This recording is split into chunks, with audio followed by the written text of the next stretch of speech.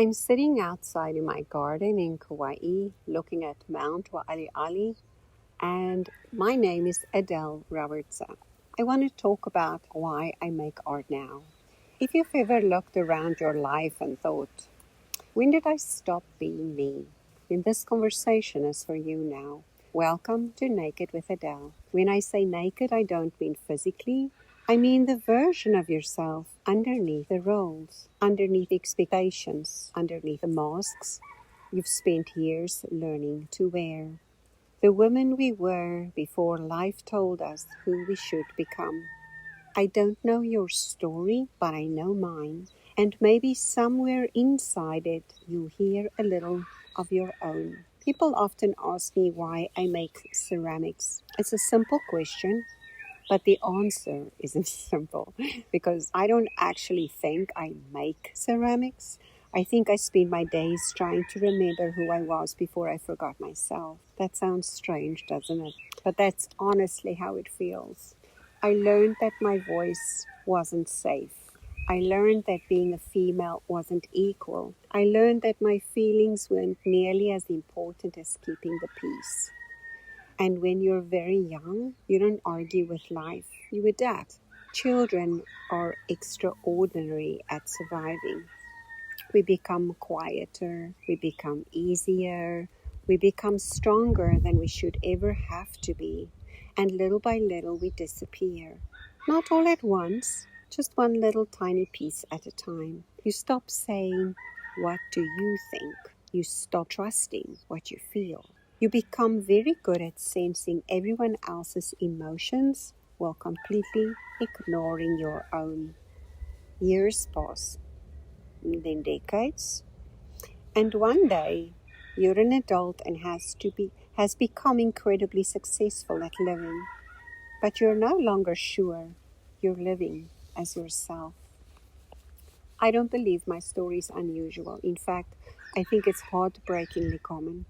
Maybe your story wasn't abuse. Maybe yours was a divorce. Maybe it was losing someone. Maybe it was constantly putting your children first. Maybe it was trying to be the perfect wife. Maybe it was chasing a career that looked successful from the outside, while quietly wondering why you still felt empty. The details don't matter. The outcome often does. Somewhere along the way, we leave ourselves behind. I don't think people are exhausted because they're busy. I think many of us are exhausted because we've spent years trying to become someone we're not, trying to be enough, trying to be liked, trying to avoid conflict, trying to prove ourselves, and trying to deserve love. It's exhausting. And I don't think another productivity planner is going to solve that. I should know. I used to be a coach. I don't think another self-help book is going to solve it either. Because the problem isn't that we've gotten another strategy. I think we've forgotten ourselves. People sometimes tell me my sculptures feel peaceful.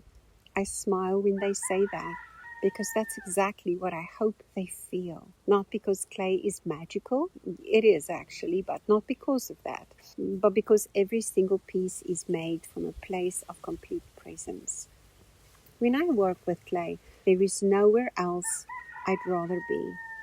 I don't care who I was yesterday, and I don't care what I achieved. The clay doesn't care how many people like my Instagram post. It only asks one thing of me: be here.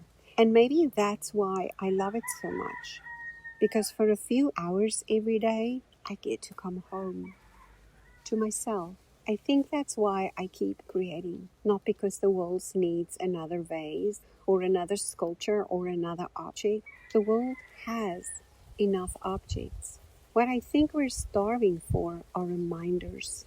Reminders that we are allowed to slow down, that we are allowed to feel, that beauty matters, that stillness matters, that our intuition hasn't disappeared. It's simply been waiting for us to become quiet enough to hear it again.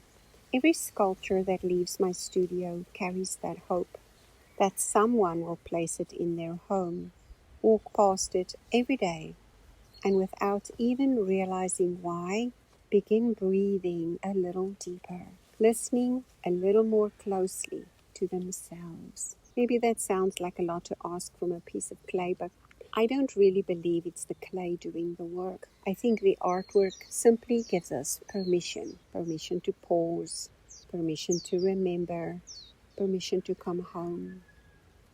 If you've listened this far, perhaps there's a reason. Perhaps some part of you has already been wondering where you've gone. If that's true, I hope you'll stay with me because this podcast isn't about fixing ourselves. I don't think we're broken. I think we've simply wandered away from ourselves. And together, perhaps we can find the path back. Thank you for spending this time with me. Until next time, be gentle with yourself. The woman you've been looking for has been there all along.